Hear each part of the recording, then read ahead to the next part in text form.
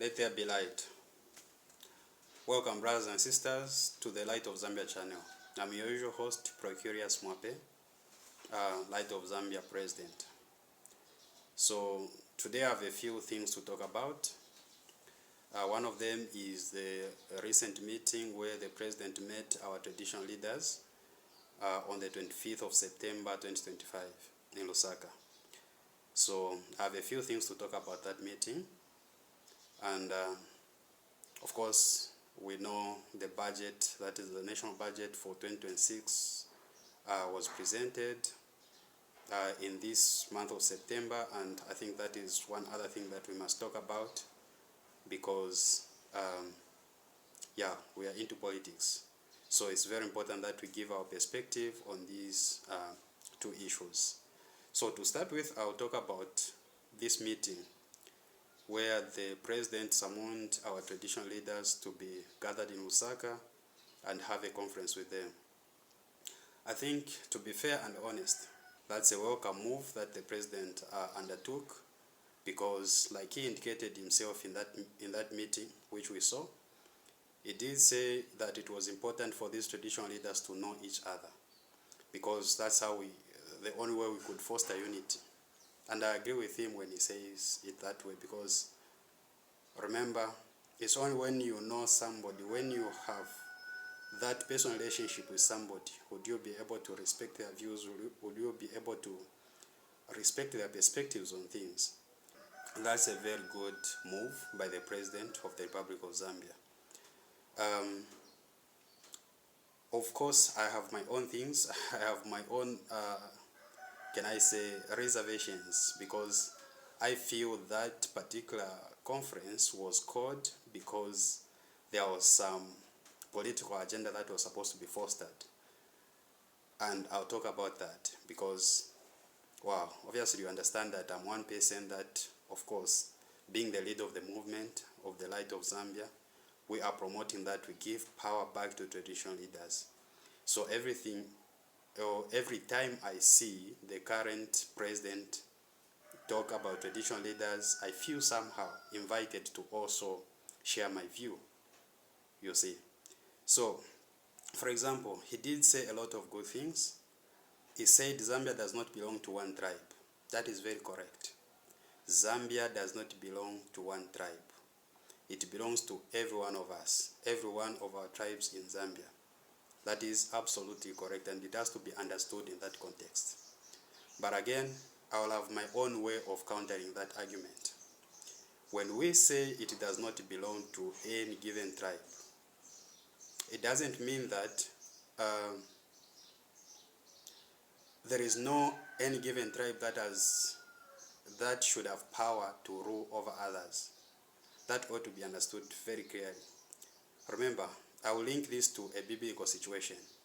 When the children of Israel were leaving Egypt, going into the land of Canaan, they were told that they will be given this portion of land, and guess who became the leader? Of course, we know that this portion of land of Canaan was subdivided into 12 parts for all the 12 children of Israel. However, that did not stop the Almighty from giving the entire land in the hands of the tribe of Judah, because it was the tribe of Judah that was supposed to produce a king. Of course, in the first place, it was the tribe of Benjamin, which produced a king in the name of Saul.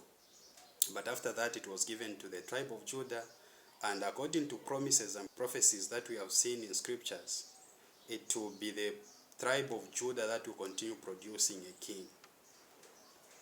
But that is not to say these other tribes are less important or they are useless. No. It only goes to show that that's the system of governance that is recognized even by the Almighty himself. So when the President says Zambia does not belong to one tribe, that is very correct. Zambia does not belong to one tribe. But that is not to say that one tribe cannot rule over other tribes. That we must understand. And moreover, if we are claiming to be Christians, if we are claiming to be Jews, if we are claiming to be Muslims, definitely our future is that of living in a kingdom we are not going to live in a democracy when the new heaven or the new earth is brought into being. We are promised to live in a kingdom. So why is it not right that right now we should start practicing how to live in a kingdom? You see? Some people would say, but what are you talking about? Wow, in the light of Zambia movement, we say Zambia should stop being a representative democracy that it is today and should become what we are calling a monarchy or a kingdom for simplicity's sake. It should become a kingdom ruled by a king. And of course, traditional leaders, chiefs, should now become governors of their respective chiefdoms. You see. So, it is only important that we have to go back to our roots and utilize a system that resonates with us as a people so that we reap the maximum benefits from our natural resources. Remember, the reason why we are suffering today, the reason why we are not getting good benefits from our natural resources, of course I'll talk about the budget, because now if I'm talking about the natural resources, definitely it draws me to talking about the budget, the national budget that is. So, the reason why we are not benefiting from our natural resources the most is all because of the system of governance that we are using. Remember, when democracy was introduced in the year 1991 here in Zambia, one of the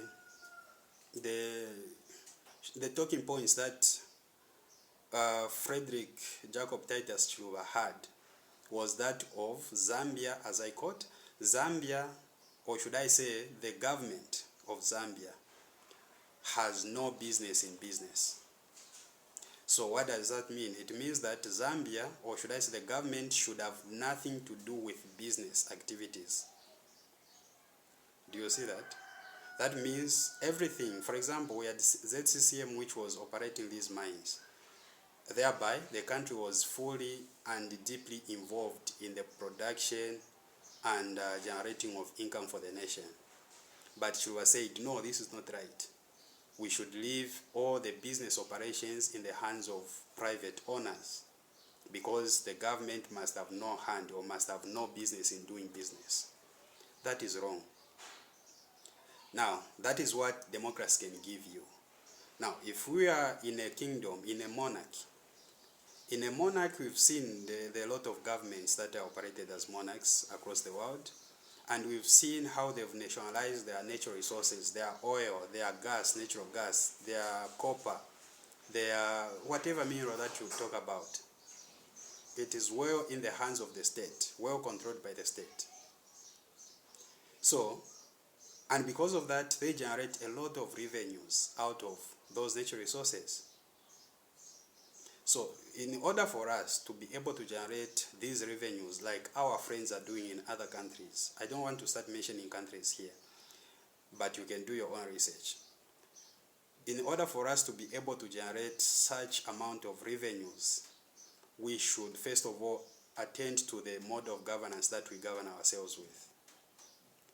Because as long as we use democracy, we continue using this democracy, definitely we are not going to see any meaningful development coming our way. The president did indicate in that meeting when he met the traditional leaders to say we are building palaces, we are buying motorbikes for chief retainers. Wow, that's a good move. I think it's a right step in the right direction. Now, I have my problem with that also. Of course, that is not to say the idea is a bad one. My problem is, why is it that only now should we be thinking of building palaces to our traditional leaders?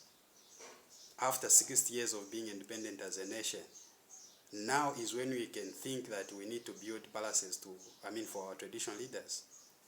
That doesn't make sense to me, because if truly we used a system of governance that had the best interest of our traditional leaders at heart, these people were supposed to have their palaces built, their welfare being looked into properly in the year somewhere around 1967. 1964 we get our independence, 1967 they have palaces everywhere. You see? But because right from the beginning we got distracted, we got to implement a wrong system of governance. So traditional leaders were looked at to be like at the fringes of governance. They were not part of the inner core of leadership.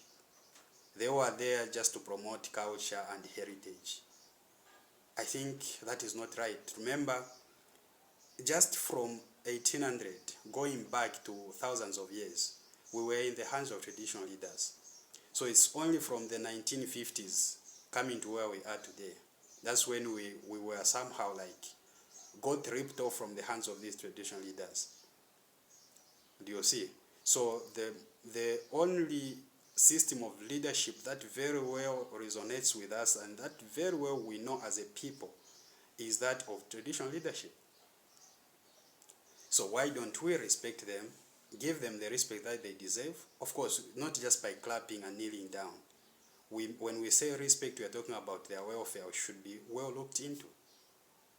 Like what the president is trying to implement. Of course, we understand maybe he's doing it just so that he could maintain that political clout, which is, I think, that is not the good reason to use when doing such a project. Because immediately you lose some maybe interest, or maybe people get to lose hope in you, then you start neglecting these traditional leaders. Again, we go back to zero. That's why we are saying the Light of Zambia movement. The only way to develop as a nation is we go back to our roots, which is traditional leadership, and of course, mingle it with a bit of democracy, but at chiefdom level, not at national level. Do you see? Because when we do that, then we know we have no chances of corruption will be highly minimized. Because when a project is being supervised by a traditional leader, you expect it to be properly implemented. We are not going to see a lot of division based on tribal lines. Because when you are in this chiefdom where the traditional leader of this chiefdom is the governor, then you become a citizen of that particular chiefdom, and the traditional leader becomes your leader. It doesn't matter what tribe you are coming from. It doesn't matter what language you speak. So, brothers and sisters, in short, what I'm saying is we've forsaken the fundamentals of our model of leadership. And that's why today we seem to be completely confused. We don't even know what it is that can pull us out of this poverty that we are in. All right, I think we've talked about traditional leaders. Let's talk about the budget today. Look, the budget was produced to a tune of 253 billion kwacha. Now, 253 billion kwacha, remember our rate of exchange today to the dollar is at 23.9, something like that. 23.9 kwacha is equal to $1. That means even the 253 billion kwacha that we have generated to ourselves as a budget, it's not anything that means so much, because that's a very small amount of money.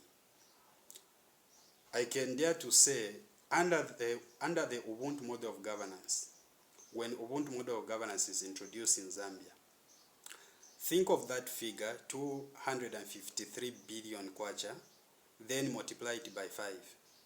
That's the kind of budget that a government formed under Ubuntu model of governance will be able to generate. The reason is simple, because we'll have a lot of sources of revenues. We have a lot of money coming from our copper, from our gold, from our nickel, from our cobalt, from our sugilite, from our manganese, and many other natural resources that I cannot mention here. So, that is to say, the budget that you see today, to me, that is a very, very small budget. It is one, and of course, I think we are able to see it even looking at the sources of finances. How is the budget predominantly financed, the current budget? I mean, the one that was presented in Parliament. It is predominantly financed by taxes. You see? about 206 billion kwacha is to be raised through taxes. Non-taxes are about 40 billion kwacha. Do you see that? Now, to me, that is putting a very big burden on the nation. And yet this nation has a lot of natural resources from which we could generate income to be able to finance our social economic programs. We have a lot of natural resources here. Why don't we process these natural resources so that we are able to generate income from them and be able to finance our national budget? The reason is simple: the system of governance we are using. So that's why I dare to say, if any political party or any presidential candidate today stands before you, my fellow Zambian, and tells you that he's going to develop Zambia, and he does not talk about changing the system of governance, just know that they are not any better than the governments that we've had before. I'm being very open with you here. What we have, first of all, to start with is change the system of governance. Put in a system of governance that will respond and protect our needs. We have to make sure that we nationalize our natural resources. If we nationalize our natural resources today under this system of governance, democracy, be rest assured that we'll have a lot of political influences that will be influencing the operations of these mining companies or these mining parastatals that would come up with. And that is not good for any business enterprise. That isn't good. It is not health, because then it would mean these directors, managing directors, CEOs of these companies will be now dancing to the tune of a politician. And that is so typical of democracy. So, brothers and sisters, let us discard this democracy by introducing Ubuntu model of governance. And I can tell you, I can assure you, the benefits of undertaking such an exercise will be massive to the nation. Today we have, almost every week, you hear of an accident on the road. Fatal accident for that matter. People have died, people have drowned, people this, people that. It's death everywhere you look. Do you know the reason? It's all because of poverty. Our roads are too narrow to start with. Our vehicles on these roads are not roadworthy, because the owners of these vehicles don't have money to repair, to service these vehicles. And to make the matters worse, they are moving on narrow roads. On top of that, these narrow roads are poorly maintained. So you can see, it's a conglomerate of problems. How do you escape death like that? So you can imagine if we had 4 lanes, 2 lanes going to Nakonde and 2 lanes coming from Nakonde, surely would minimize these accidents. But because we are so poor, we can't put up a road. And this is by our choice, because we've chosen to be poor. We have natural resources. The Almighty has given us money. It is right beneath our feet. But we are not willing to utilize it. For example, look at the Lusaka-Ndola dual carriageway. It is already given in the hands of the foreign investors. You see that? So, for such a short stretch of a road, we should give it to foreign investors. What more when you think of putting up a road that is going all the way to Nakonde of such a great distance? The whole nation would be sought for us to be able to do such a road under this system of governance. But under Ubuntu model of governance, that is something that we could do with ease. So it's all up to us, especially the young people. I've always said this. It's all up to us. If we want to maintain this system of governance that we are suffering with today, then there is nothing better coming in our future. Our future is extremely dangerous. That's why I'm encouraging you, come forward, join the Light of Zambia movement. And what is so surprising to some of you, even when the message is resonating with you so very well, you just find it hard, even just to push the like button on social media. But you would be there agreeing with the message. How else do you think we are going to change things if you yourself, you do not participate in this movement? So please, let us do what is right. Let us support the Light of Zambia movement so that we introduce Ubuntu model of governance, which is going to protect our interests, which is going to make sure that our natural resources are well utilized, so that we are able to generate, even create jobs here, by of course processing our natural resources locally, you see, and sell value-added goods on the international market.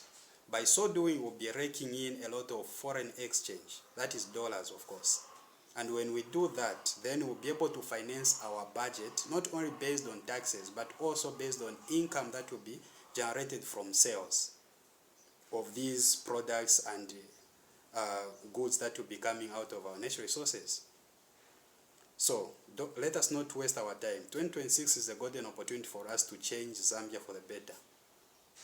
No other politician is speaking the way I speak. Is there any other lie that we've never heard of from these politicians? They've told us immediately you vote me into office, the kwacha dollar rate is going to come down. The bag of minimum will be this cheap. The bag of fertilizer will be this cheap. Are those things realized? Or now is the time when they want to defend their failure to bring these things down, which they promised? So I'm telling you, it's not because they hate us. No, I don't agree with that idea. It's not because they hate us. Or it's not because they are crooks. They just don't want to do what is right. No, it's all because they are using a very wrong system of governance which doesn't give them power to have access to their natural resources, so that they are able to generate enough income to be able to fulfill their promises. So I think it's time we woke up. It's time we did what is right. So brothers and sisters, my fellow citizens of the Republic of Zambia, the Light of Zambia is there for you. Don't feel shy to join this great movement. I'm telling you, this is the best history that we are writing for our nation. Because I do not see any reason why anyone could think of protecting the status quo, which has been impoverishing our people for decades now. So, you're welcome to the Light of Zambia. Come, join us, like this video, share this video widely so that all the people of Zambia hear about this message, so that together we can introduce Ubuntu model of governance in Zambia. To those of you who don't really understand what this model is about, the Ubuntu model of governance is about, there are plenty of videos and articles on the Facebook page, Light of Zambia Facebook page. You can go there, find time to go there, read all those articles which we've published, watch all those videos that we've posted there, so that you get to fully understand this concept of Ubuntu model governance. So I think, let me end here for now. Until we meet in the next video, I'm saying, let there be light.